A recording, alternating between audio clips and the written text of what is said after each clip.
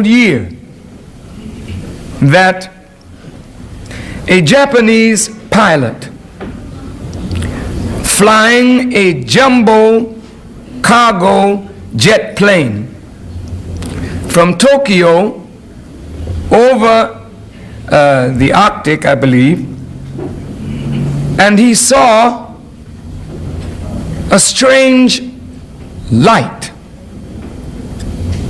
small circular planes following his plane. They followed him for 400 miles, which meant that he had these strange objects in his view for at least 50 minutes, at least. If he were going a little over 500 miles an hour, I would assume a jumbo jet, that he had what he saw in view for approximately 50 minutes, which is a long time to look at something and for something to be looking at you. Now he noticed the silhouette of a very huge object. Now remember, he's in the sky. I would imagine that he was between 30 and 40,000 feet in the air, approximately 5 miles up. So whatever he saw 5 miles up, looking out of the window of his cockpit, was also up at a considerable height. Mind you, he said it was a very huge object that appeared to be the size of 2 aircraft carriers. Now, if you've ever seen an aircraft carrier, then you know an aircraft carrier is capable of having on board it up to 7,000 passengers. That's right. With, of course, a huge number of airplanes. Right. But now this was not the size of one aircraft carrier. Seeing something that huge in the sky would frighten me, I'm sure. Frighten you too. But something the size of 2 aircraft carriers. And an aircraft carrier of the huge type could be over 300 yards long, 900 feet to 1,200 feet in length. Well, I can understand the pilot was shook. And for the first time, the FAA, the Federal Aeronautics, I think, Aviation Administration, said that they took note of this object on their radar screens. This man made a picture of it, and he put the jumbo jet near it to give you some idea of the relative size of this object that he saw in comparison to the huge jumbo jet, the biggest thing that white folks make. And the jumbo jet looked like it could fit in this other plane over 150 times. Japan Airlines cargo flight piloted by Captain Kenju Terauchi. This is the sketch Terauchi drew of what he says he saw at his window that night. And this Japanese television graphic is based on his description. This is just a small space. We can see a big plane. This one is size is carrier, so mothership. Bigger than an aircraft carrier, Terauchi claimed when he drew this sketch showing the relative size of his jumbo jet. Terauchi's route was over Alaska to Anchorage. He says the UFOs stayed with him 40 minutes and then disappeared. Today, the FAA released tapes of the crew's conversation with controllers. Banner 1628, sir, if you're able to identify the type of aircraft. We cannot identify the type. Still coming, like a formation. It's quite a big.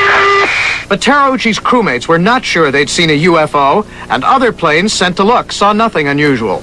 The FAA agrees. Today, the agency concluded a 3-month investigation, saying there's nothing to substantiate the pilot's story, nothing to indicate a UFO or any other aircraft near the flight. Computer memory has recreated what radar picked up as the flight progressed. Sometimes the JAL plane is seen as a normal blip, but occasionally it appears as what some call a double blip, sometimes even 2 distinct blips. It caught controllers' attention that night.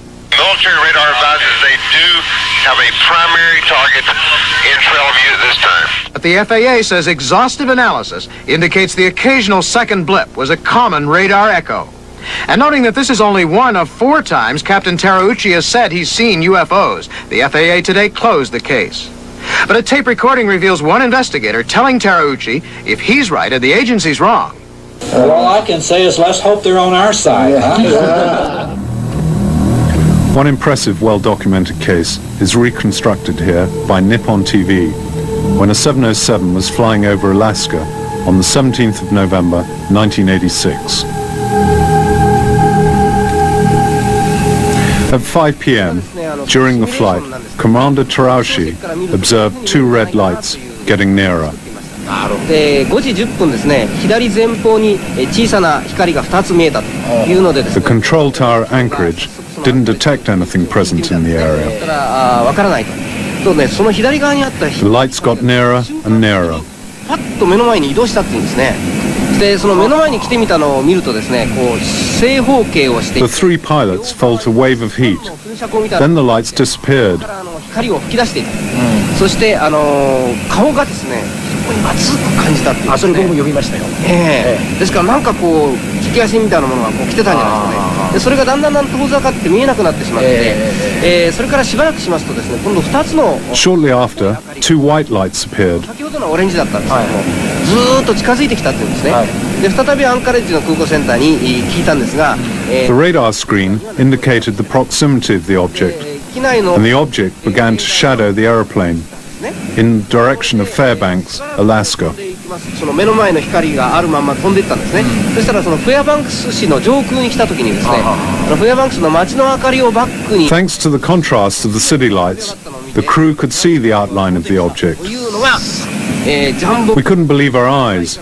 It was 30 to 40 times bigger than a Boeing 707. ですね、なんとかこれを振り切ろうというので We tried to shake off this object, and I veered the 707 away. ついてきていましてね。 The control tower asked if we required the intervention of a military fighter. 言ったんですけど、 We replied that it would be too dangerous, as an El Al aeroplane needed to cross our flight path.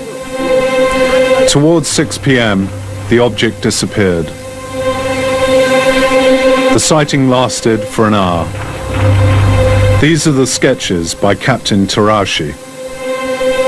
Both he and his crew saw an enormous UFO. It was under control, and he felt there was every possibility that it hadn't been constructed on Earth.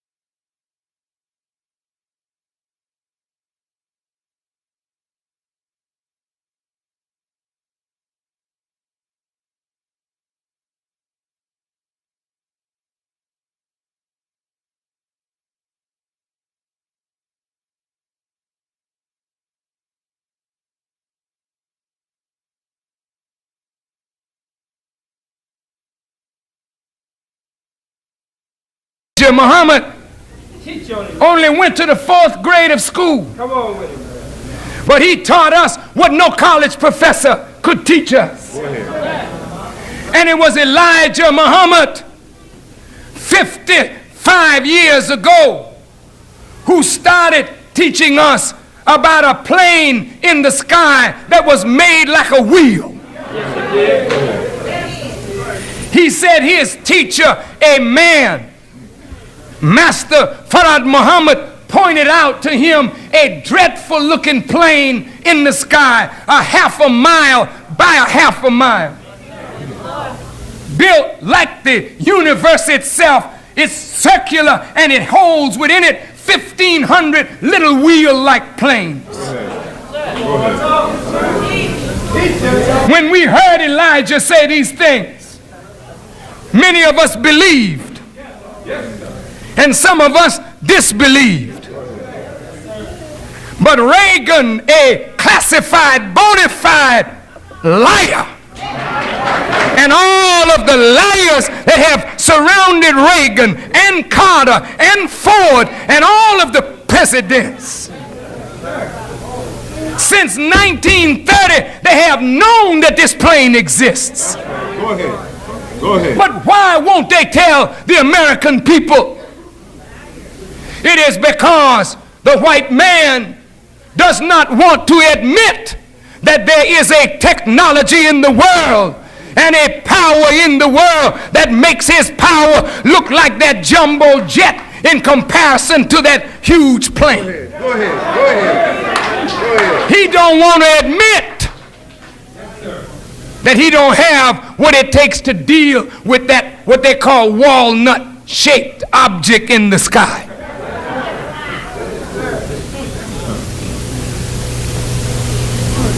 Elijah Muhammad said to us that Ezekiel envisioned this. In the year 595 BC, and it's recorded right there in your Bible. Ezekiel looked up, it was a vision, and he saw a wheel in the middle of the earth. It looked like a chariot of fire, a cloud by day and a pillar of fire by night. This is what Ezekiel saw, and he said in the wheel there was eyes in the wheel.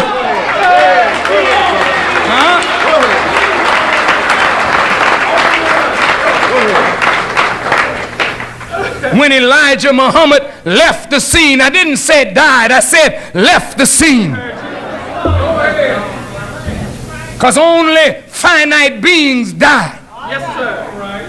But divine men never die, because that which they lived for is eternal, and the word that they teach is gone beyond their physical frame. Go ahead. Go ahead. That's why Jesus lives, and Moses lives, and Abraham lives, and the righteous live. It is only the wicked who die. Go ahead. Go ahead, brother. So when Elijah Muhammad left us, it was said that his teaching of a mother plane was a joke. It was false. It had other meanings, and it was explained away. The very heart of his teaching was ripped out, because the heart of his teaching was and is that America's end as a power in the world has come, and that the Lord, mighty in power, is here judging America now. She's coming down, not going up. I know you don't want to hear this.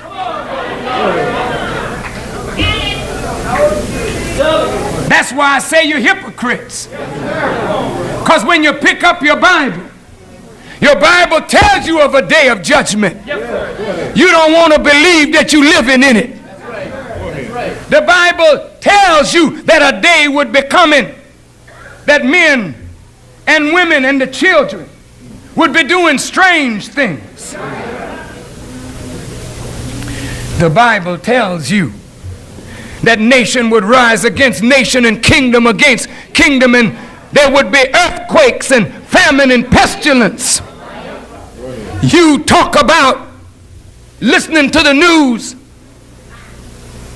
and the white boy that is your favorite meteorologist that you put confidence in, when he tells you it's going to rain, you get your raincoat. That's right. Because that white man know what he's talking about. But the white boy don't know how to predict no weather today. When he said one thing, another thing happens. Because another power is on scene today. And he can't read that power.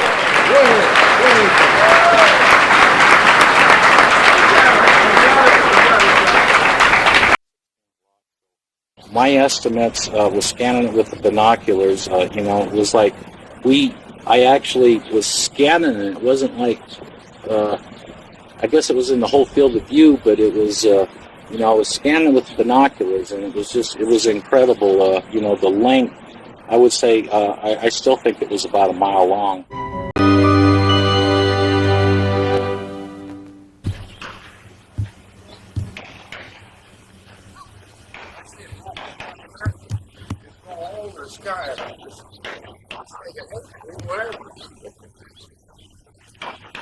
There ain't no little airplane that moves 5 miles in 2 seconds. I know, that's what it's Or it's moving more than 5 miles. It moved over that part of the sky there. It probably moved 500. It probably moved 100 miles in a matter of a second or two. Huh? Yeah, I can't. Huh? The spaceship go bigger like that? Huh? Uh-huh.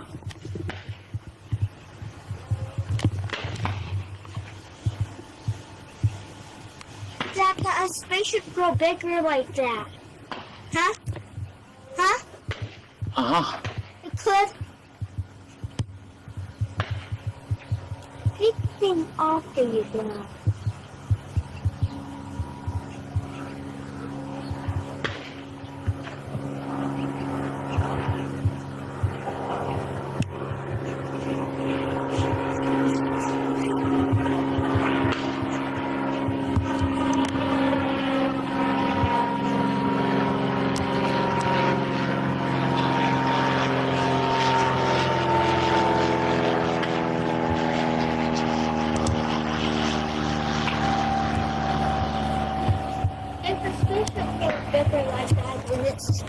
Go get the binoculars.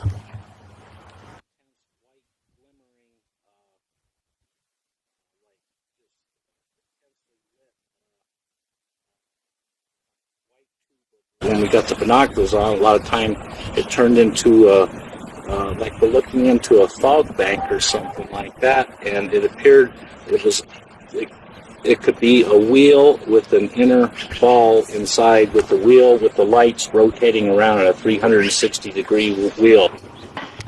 Oh! Jesus, it's orange. That's where something going around it. Something going around with it. Something take this on you? Thanks,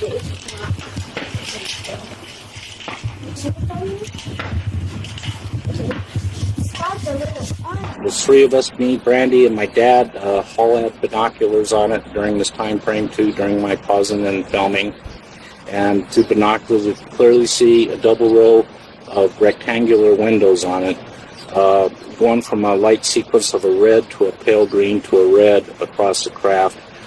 It appeared, to go across in almost like a wheel on a car or something, to go forward and back, an osculating effect. The skin of the craft, which that was the only skin, was in between the windows, was equal to the height, about half the height of one of the row of windows, and so there was this skin between the windows, but the craft itself was all lights, except for that, the double row of lights were continuous with no structure in between each light. It was a solid light around it. Through all the telephone calls, I made the 7 telephone calls to the sheriff's department, the radio station, twice to the restaurant. Was able to get 1 witness, a cook, witness on the north side of the restaurant at the same time.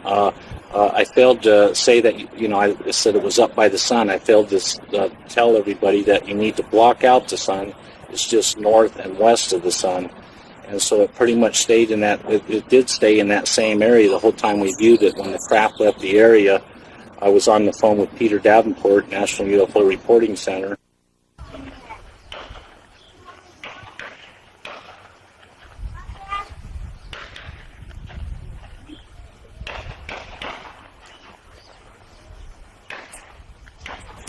I went down to the local paper and showed them, and then they interviewed me, and that made the front page headlines the following day. I went down to the local radio station, and they put it on the AP Newswire, and all the Denver media, CBS, NBC, and ABC, contacted me the following day, and all came up and did stories on it with Channel 4, CBS, doing follow-up stories on the lab analysis and testimony of witnesses and documentation on the craft. I believe it was about a mile long. I stated in the paper the following day that if it would have landed, it would have took out Salida, at least the business district, which is about 16 blocks. So. As I look across the lake, I noticed there's something huge in the air. I thought that there was no way there's a helicopter out here, especially in winter. Or I don't think a helicopter would be flying late at night. Or I don't think a jet plane would be flying at low or staying one place in the air. But you can see the lake and the mountains roughly, and how huge it was over there. The size of it, I would say, is as big as a football field. As you see now, when I seen up, it's so bright though, with kind of like a saucer shape, like as it went over. It's bright, there's lights all over underneath. But it had lights on the side too, as you see. You can clearly see little windows, almost like on the side. You see under it, kind of like a plate, almost like a long plate or whatever underneath, like when it went over. What is that? I was wondering. It couldn't fit. And the radio went all bzzz. Wouldn't work. Couldn't get through on that. And I looked on both ways of the road, and I noticed there was a lineup of vehicles, people looking. Their eyes just huge. I don't know how long I stayed there. Just stand there in shock, I guess, before I went back and my cousin. They all realized that they all saw the same thing. And when I come into that clearing, I noticed out of the corner of my eye a strange light, and I turned and looked at it. It was a green beam. And I thought, a 747 is coming down. And then I looked at it, and it was moving very, very slow. So I turned to get a full view of it. And when I turned, my flashlight beam pointed in that direction. And that thing was 3/4 of a mile to a mile away when I first saw it. And as soon as my flashlight beam turned, that thing went whoosh, and it was about 300 yards away. Really, really fast.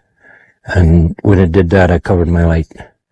And then I stood there watching it, and I could no longer look at it without turning and looking at it by turning my head. I was driving back from Whitehorse with my brother, and we were close to Pelly. We were only a few kilometers out of Pelly when he looked over at me and said, "Holy shit, Gene."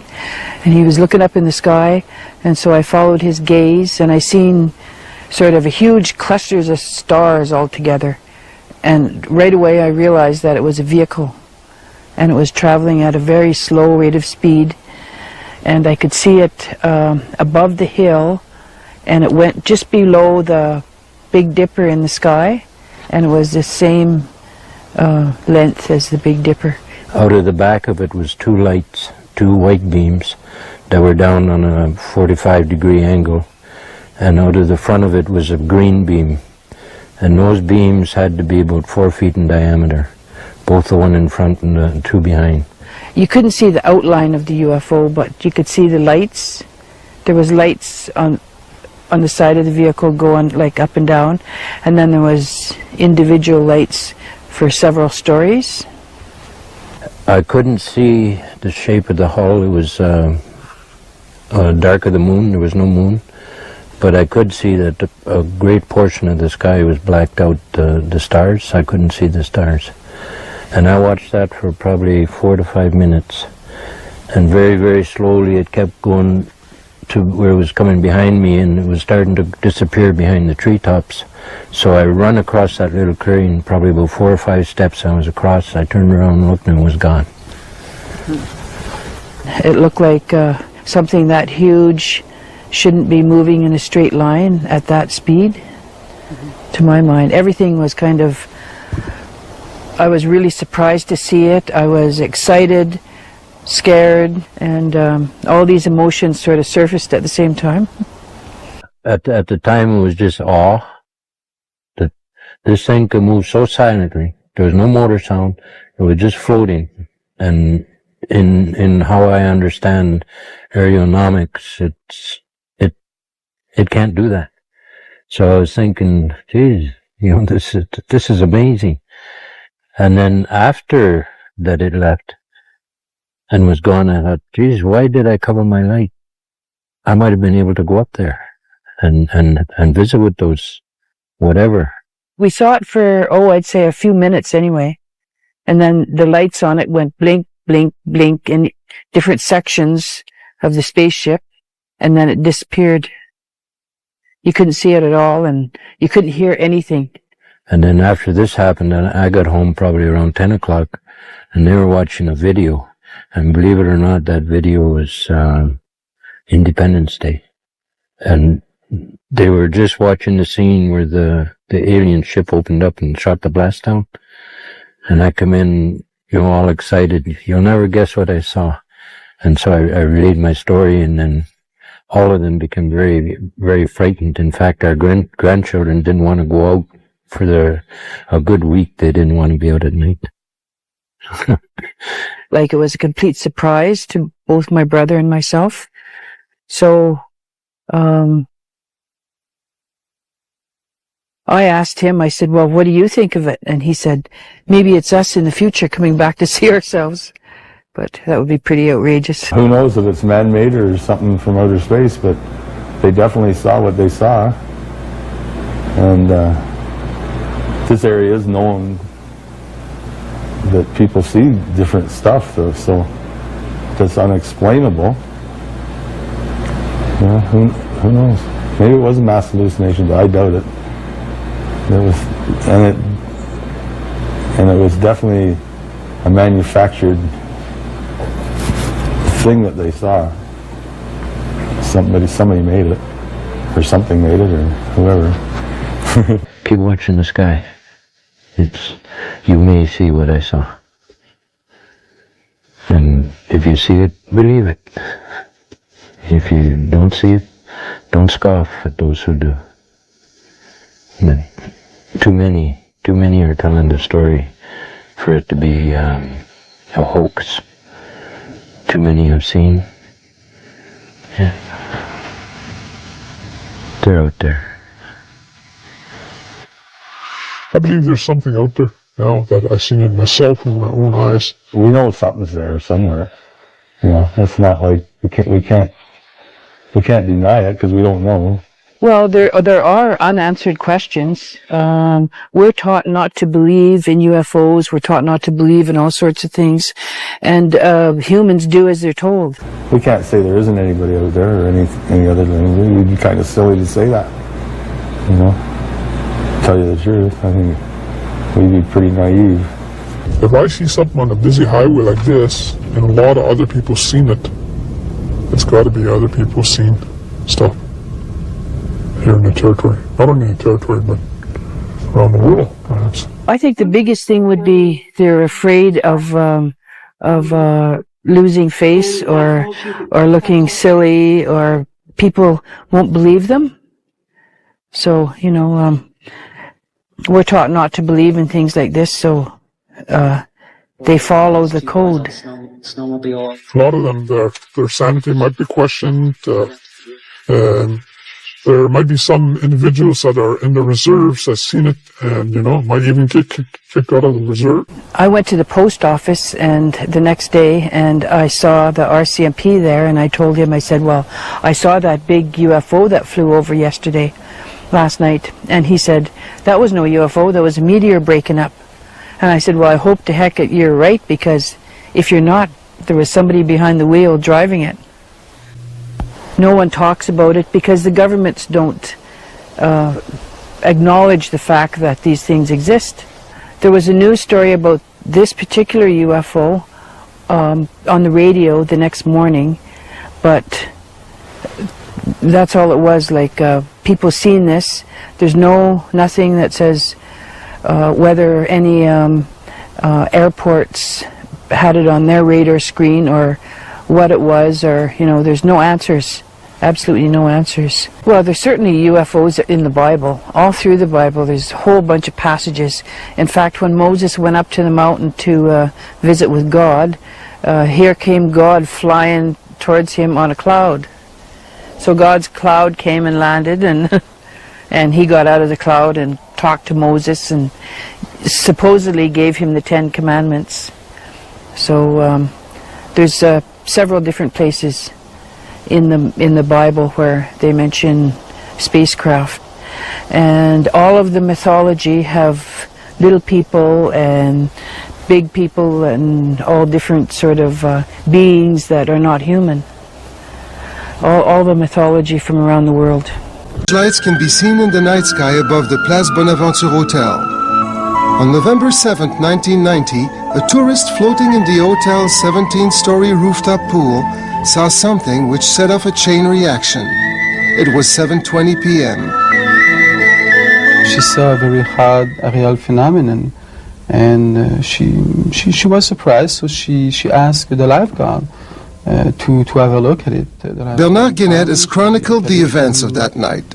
She was also very surprised by what she was seeing, so she called the hotel security officer, and as soon as he saw the aerial phenomenon, was overwhelmed and called immediately the police.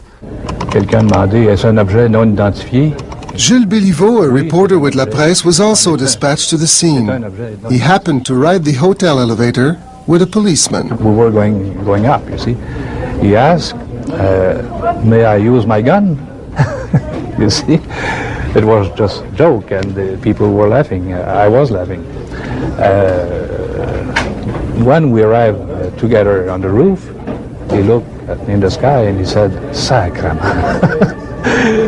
He was astonished, like I was. On a vu une forme ronde qui semblait métallique, qui projetait des faisceaux lumineux qui avaient 4 séries de 3 phares. C'était gigantesque. He decided that he have to call his big boss. And so the big director of all operation of the police that night arrived also on the scene, and was overwhelmed by what he was seeing. So he called the RCMP. Who had been present on the roof of the hotel. But they were not the only people who saw something unusual that night. Pierre Comartin was driving home from work between 10:30 and 11 o'clock when something caught his attention. I could see something, some kind of a flying object on top of the Olympic Tower right there, which is very well lit. At first, he thought it was a promotional blimp surrounded by very bright lights. And that thing was basically going east as I was. From here on, I figured out that this thing must have been pretty big, pretty darn big, because it was no blimp. I can't define the type of object. I can't. I've never seen anything like that. Perplexed, he stopped here, near his home in Anjou, and continued his observation. The lighting was definitely very strong. It was definitely big. I could hear from here, and this is where I heard the sound of the object. It was like some kind of a neat purring sound. Just a little rhythmic purring. And the way this thing was moving was very strange, because it was very static. It could be very static, wouldn't budge. and then it would like glide and go down very fast. More than 40 people all shared a stunning experience. I saw this thing. It was not looking like an object at all. Stunned. There's no other word. I was stunned. Bernard Canet said that he saw the UFO as he hurried home from a late night at the office. It was more like a kind of pencil of light. It was a greenish color, but looking very odd. Guests at the Montreal Bonaventure Hotel reported seeing the UFO while swimming in the rooftop pool. Lifeguard Lynn St. Pierre was on duty that night. So I stepped outside, I looked at the lights, and I was kind of scared because I didn't know what it was. So I went back in. I said, somebody pinched me because I don't believe what I see. This is a photograph of the object they all saw. Shrouded by a thick blanket of fog, the UFO appeared to hover low in the night sky for nearly 3 hours. My first reaction while driving was, well, it's probably some kind of a promotional stunt for the Olympic Stadium, you know, probably a game or something. I saw about, I would say, 6, 7, 8 spots within the shape of an egg. I could even hear the sound the thing was making. It was a very definite purring sound, you know, some kind of a... Every corners that I went, I had that thing over my head. Observed by a large number of people from the ground. When we first saw it, it had 7 lights across the back of it, all blinking in no particular order. As it approached Stephenville, these 7 lights became an arch shape of 7 lights. And then a brief moment later, they burst into a flame, and it looked to me like the flame was contained in a rectangle box. Somebody had made the comment, well, is it half the size of a Walmart? I said, it's much bigger than a normal Walmart.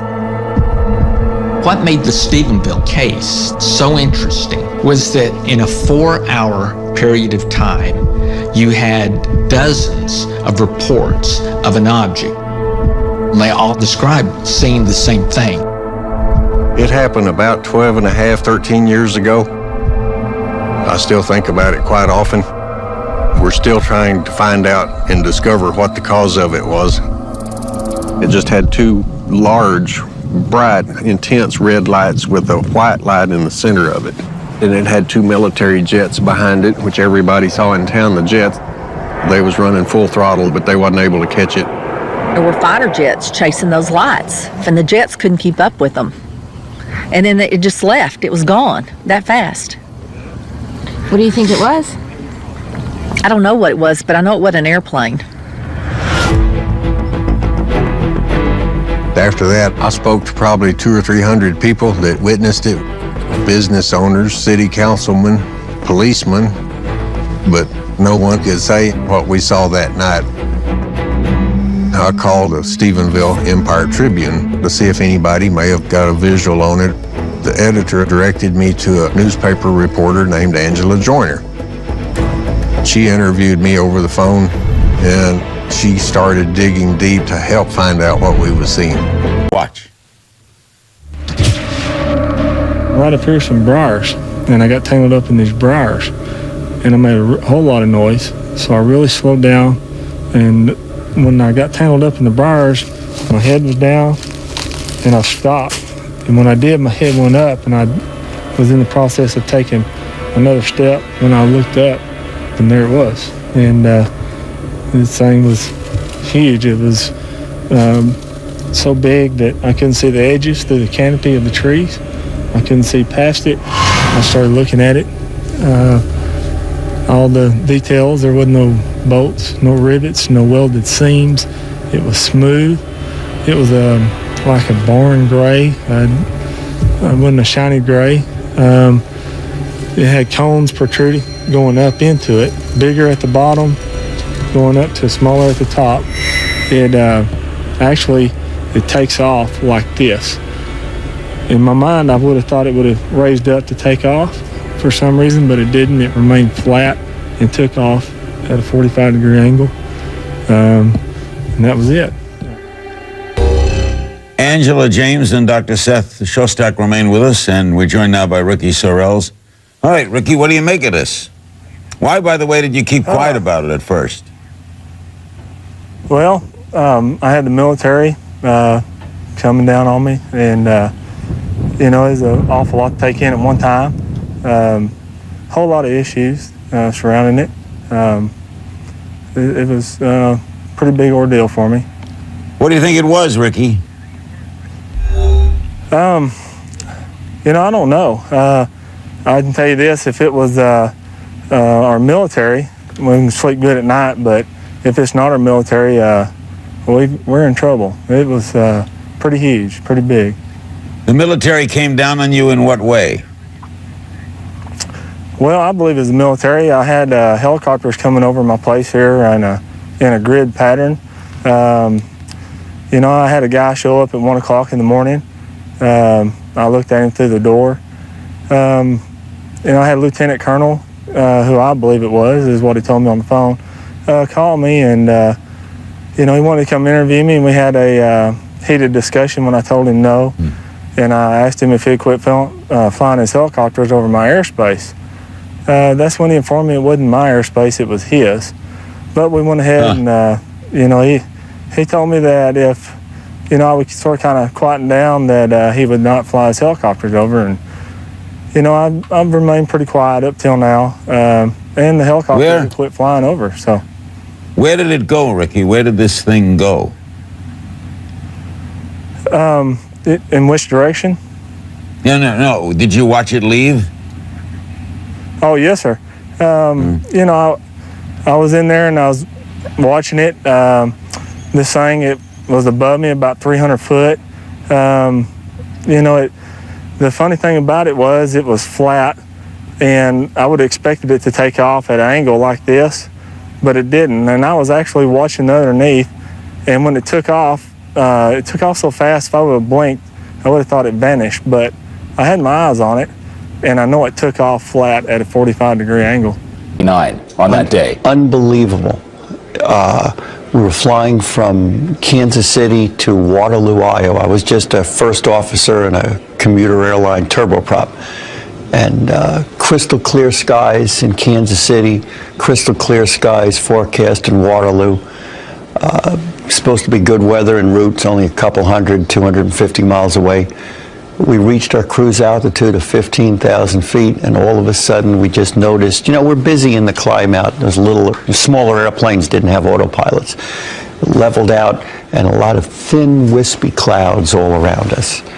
And I noticed off to my right, and I was sitting in the right seat, was a white disc, just kind of thin, visible, barely visible behind the clouds, or dimly visible behind the clouds. And it was a little odd, but you know, we were used to seeing a lot of things in the sky, so when you see something strange, you start looking around trying to figure out what it is. And the first thing you think about is the moon, because it looked like it could have been the moon dimly visible, but the moon was out over here, and it was a crescent, it wasn't a full moon. So it couldn't have been a reflection of the moon. So this large disk, you described it as being pretty large. Oh, yeah. Massive. And then after a while, it was following you. Or we were following it. It was pacing us. It was pacing you. Then something unbelievable happened to its shape and its color. It turned into a giant orange ball glowing in the sky? Yeah, after we'd been looking down for searchlights and stuff from the ground, maybe something shining up on the cloud, couldn't find anything. After about 40 minutes, we started our descent into Waterloo, and as we started our descent and looked up, here's this giant red ball just above the clouds. Unbelievable. Oh, it was. And there were people, of course, who witnessed this on your plane as well, not just you. No, the captain that was on the plane did. I don't know about any of the passengers. Like air traffic control, I've talked to a lot of pilots here off the air in commercial breaks, and I've asked them this question, we've talked about it, and they've all admitted that they've seen UFOs, but they kind of keep quiet about it. Why is it that they keep quiet about it? Is it fear of losing their job? I don't know. It's you don't want to be brandished as being crazy. That was one of our concerns before we actually reported it to air traffic control. We discussed it amongst each other. Is this something that's going to jeopardize our career? The government discounts every single report that ever seems to come out. The news media tends to, or at least in the past, has tended to ridicule every UFO report. So, you know, that was all going on really big back in the 1980s. Since you came forward, what have you heard from people? What have you heard from other pilots who have said thank you for speaking about this? A little bit. I've got a few friends who called me and said, wow, maybe this is going to finally get the stuff out. I've seen stuff, and it's about time that somebody came forward and you're actually getting some press, and maybe people will start believing this a little bit more. Turned around for one last look at the general area where the power lines were running through. And there, sitting in the sky, was this huge cigar-shaped object, perfectly silent, almost as if it crept up on me. One minute it was not there, the next minute it just was. This is what Joe Ferrier saw, a huge object that he calls a mothership, carrying smaller, saucer-shaped craft like these. Newspapers carried Joe's story, and noted UFO expert August Roberts said the photos depict an aircraft found nowhere on this Earth. They're authentic. They're real. Whatever that thing is, it's up there, and the photographic experts agree. But what would the experts say about this? An 8mm film of an object similar to the one Joe photographed was taken by Harold Trudell, a former observer for the Civil Air Patrol. Harold's close encounter took place in a wooded area of Cumberland. Tell me what happened on that day in September in 1968. This is an area where basically there were UFO sightings in the area. And I was sky watching as usual. Then this object appeared from my left, coming in from my left, which would have been the east, and heading west. I seen this object, and I immediately picked up my camera and focused in on it. And it appeared like a cigar shape, and it didn't make any noise of any kind. And the object that I seen on there, I feel very strongly that it doesn't come from this world, because I've never seen anything that big.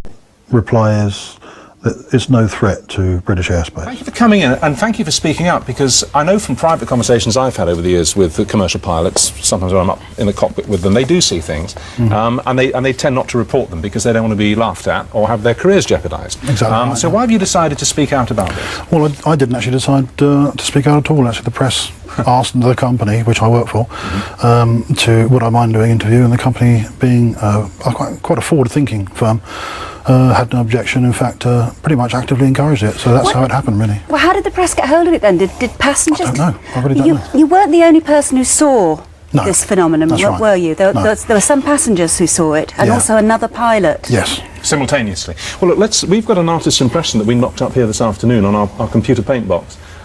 Is that kind of what you saw? Is that a reasonable... No. Oh, well, it's the best we did. Oh, be honest, yeah. Well, hold that picture. Well, you describe it to us. Well, it was a brilliant yellow object. The brightness you've got there, about 2/3 from left to right, it was a graphite grey section, if you want to call it a fuselage. We don't know yet what it was. We're looking into it. And how big was it? It's difficult to say once again, but I saw it from 50 miles away. So any object from 50 miles away must have been fairly enormous. Well, what, about a mile long?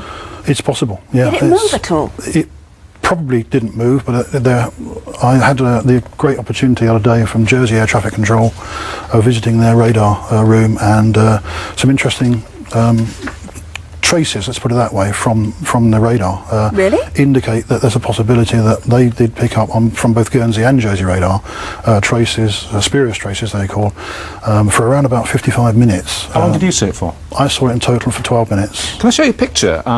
This is, I'm sure you've seen this picture. It's of lenticular clouds, a very rare but known formation. This was taken some years ago. Could it have been something like that? Could it have been some very, very strangely formed cloud, do you think? No. Well, I think highly unlikely. I've seen lots of lenticularis in my time, but just doesn't look like a cloud. Well, you've seen a lot of clouds over the last 20 years. I also had the opportunity of looking at these objects, there were two of them, through binoculars, 10 times magnification, and in my view, a very definite object inside controlled airspace, which shouldn't have been there.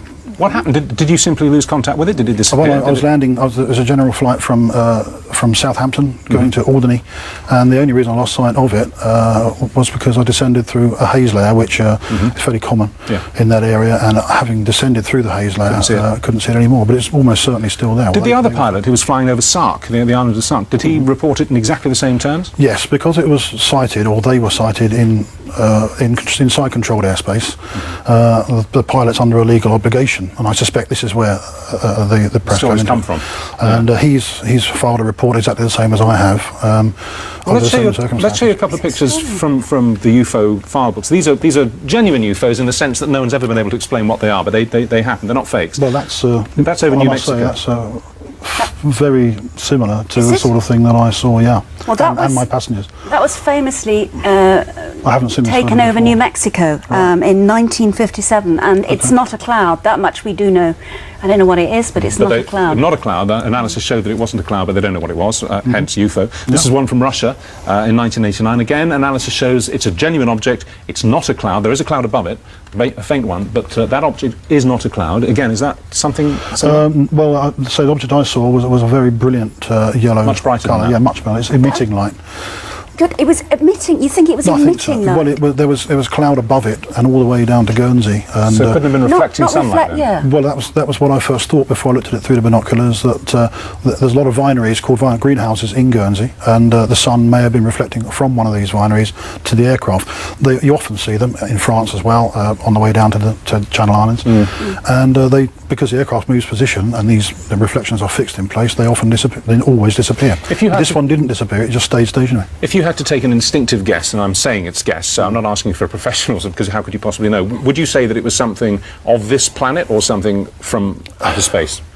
Extremely difficult. I mean, I think a few years ago you interviewed Dr. David Clark on a very similar sort of thing. Did, yeah. About 4 years ago. I spoke to him today. He's in charge of a team that's looking into this at the moment. I have been asked a question by the press, and my simple answer was, I don't think it's from around here. I can't speculate any further than that. But there is some information which is now being looked at, and hopefully better come back one day and give you an answer to this. But at the moment, it's an unknown. When you fly now, I mean, do you have a sort of slightly heightened awareness of what may be going on around you? I think, yes, definitely. Yeah, it's not the first object I've seen personally, and I've spoken to a lot of other commercial pilots since this has happened, and they've said on the quiet, come round the corner, I want to tell you about what I saw. Absolutely, and I think what's going to happen now, this may have opened the can, and I think what all professional pilots out there ought to be looking at is actually reporting everything they see and actually getting it itemised and written into the CAA, and then perhaps we will find out. Well, I have to say, the unofficial first-hand accounts I've, as I say, had from professional pilots, many of them with as much experience as you have, and they're not putting me on, are extraordinary. Some things that some guys have seen. Some see nothing in their entire career. We interviewed a British Airways pilot who also came out in the 1960s. He saw a silver disc, didn't he? He picked it up on his radar. It was picked up on ground radar over the Bay of Biscay. Pretty big, and it travelled at immense speed, way faster than the speed of sound, and disappeared under his right wing. And it was a round silver disc, like they're supposed to be. Extraordinary. Well, this object looked like a CD disc on edge, if you like, but very sharp and extremely well defined. Well, thank you very much for coming in and describing it to us. That's fascinating. Thank you. We have a second witness with a video camera recording the same event in the other side. That's against the sun. Because of that, you will see the same object with two different colors. First, please watch it carefully. This is the video recorded by Pedro Hernandez a little bit after 5 o'clock, the 22nd of May, 2009.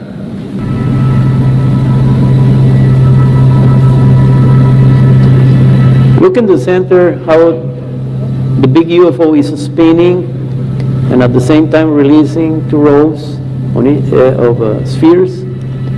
Hundreds of spheres. Hundreds. So the spheres went away, and then the big UFO slowed down the rotation. But wait to see what happened next.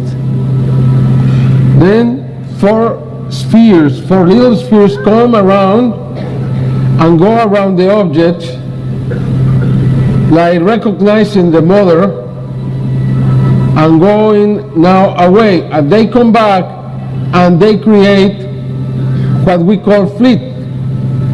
Probably this is a very important video because for the first time we now know how these spheres come. This is the second video by Alfredo Carrillo. Look. Releasing so many. You see, it's in the opposite direction, and now they look black. But it's exactly the same. We have been able to see every detail, and you can see how they look intelligent. They're not just going away, they're in a line. The object now is speeding up and slowing down.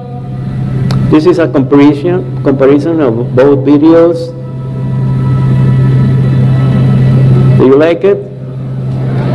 Well, this is something, let me tell you, huh? Certainly one of a kind. And even now, look, you cannot almost see it, but the spheres, the little black spheres are around as the other ones are here. It's just the same moment. Because many people will say, oh, that was created with a computer. But then, fortunately, we have the second witness. We have the name of both, we know where they were, we went there, and we know this is absolutely real. What is going on out there? It's like blinking things all in the sky, right? Mm-hmm. Hey, there's a star. What is happening? Are you zooming up? I was trying to. Can't tell her. Okay, hold on. Are you done now? Don't hit my arm. Oh.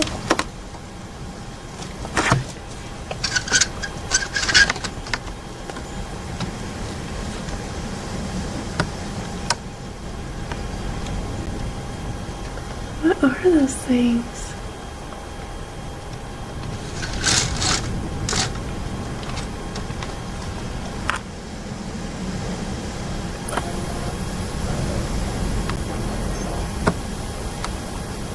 You see them? Oh, there's two orange things. I see that, but what are they? Let's go driving by them. Wait, move. Alright. My leg hurts again. Oh.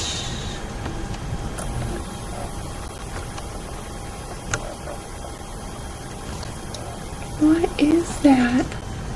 I don't know, Pumps. Don't hit my arm.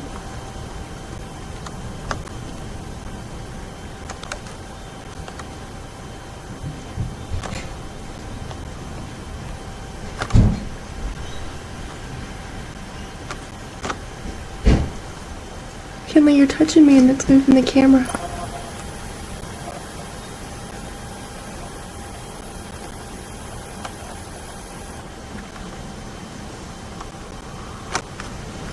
What is that?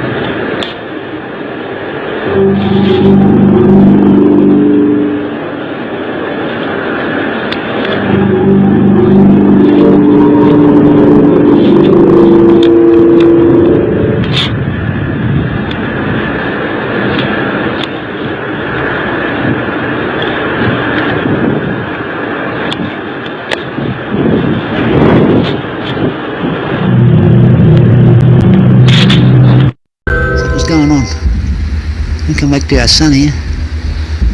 What's that? Yeah. Hey, what are they? Hey, look at that. Yeah, right. Well, I'll be. Little planets there too. Straight under the second sun there. That's mad. Hey? That's mad, look at that. Move the lens, flare, back and forward, see? And still got that sitting there. Look, see? It's not moving. Well, there you go. It looks like the helicopters are out looking for it. There's the helicopter over here. If you can see him. On the infrared camera. You know, forget the helicopter. I want to see Planet X. See? Still there, hey look, that thing's taken off. Yeah, right. See? I'm moving that. The camera. I'm just on a mobile phone with a red lens over the camera. See? Hey, what's that? Looks like a meteor. Hey? This thing's taken off. Check it out. That was all the way up here. It wasn't even there when I started filming. Now look at it. This thing's taken off. This thing would have at least done about probably a good 300,000 k's from the sun. Let's follow it. Let's have a look. Let's take the sunny up and just watch this. Trying to hold the camera as still as I can. Need a tripod. Hey, look at that. Hey, they're UFOs. Hey, look at that, everyone. Wow. Hey. That looks like... Hey, that's something, all right. Can't zoom in anymore. What is that? What have I captured here? Hey, that looks like a tunnel. I have to take a screenshot and have a look. Hey, that's gone off the ray now, look at that. Well, I'll be. Well, there you go. Let's sit back and watch the show. Up here in the Kincumber skies on the 26th of July, just gone on to 1:31 p.m. Looking at 11 o'clock north west. Hey, there's another planet, look. What's that? Hey, I've found something here, all right. Definitely. Hey, that thing's moving back to the sun. Look at it. I've got to shut the video down now. I'm coming up to near pretty close to 6 minutes. And I don't want to melt the lens of me mobile camera eye like I did to the other 14. But I put them ones on the telescope, you see, that's how I melted them. But I have to double filter my telescope with a welding mask and a eyepiece red lens. That thing went, hey, look at that! That went back into the sun. Wow.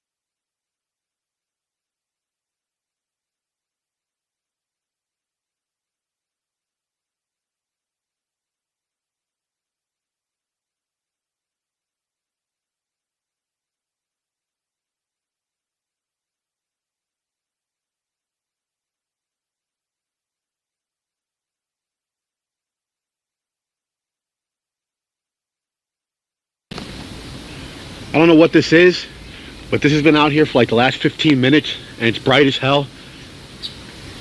It's not the sun, guys. I don't know what it is. It's 5 o'clock in the afternoon.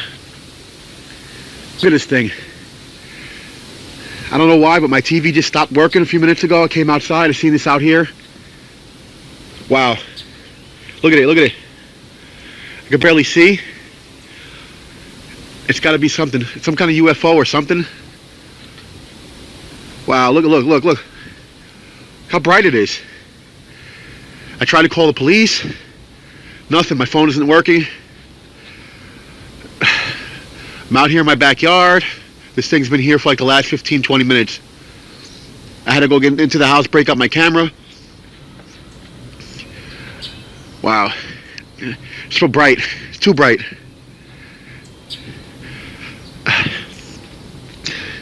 Look at it, look at it. I don't know. In the camera, it's really, really bright. When I look at it, I can see a kind of a shape. It's like circular. It's really bright. It's killing my eyes. My TV went off. My phone isn't working. I don't know what's going on here. My lights have been flickering. I can't call anybody. Nobody's home. Wow.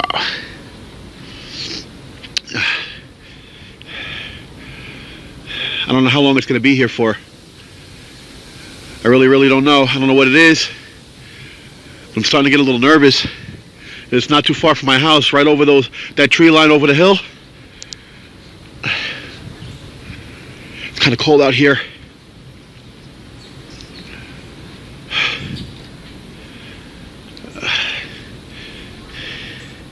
I gotta call the police or something. Sorry, I gotta call somebody. I don't know what I'm supposed to do now because my phone isn't working. My TV is completely dead.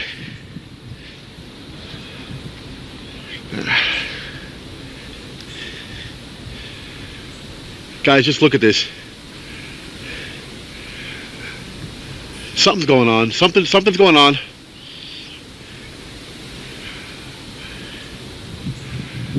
This is just weird. It's weird. Seems to be getting closer. I don't want to be out here too much longer. I got to figure a way to get out of here because I don't trust that thing. I don't know what it is. I don't know what that is.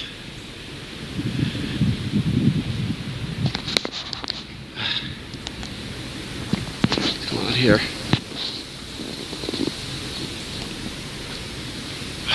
It's freaking freezing out here. I don't know, my camera, something's wrong with my camera now. What's going on?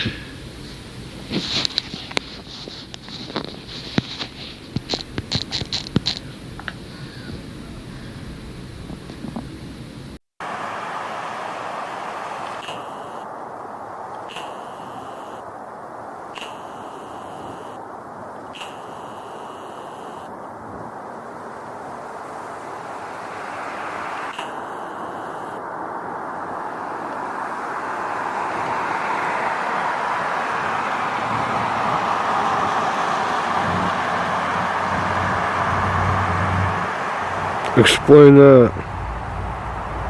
What is that?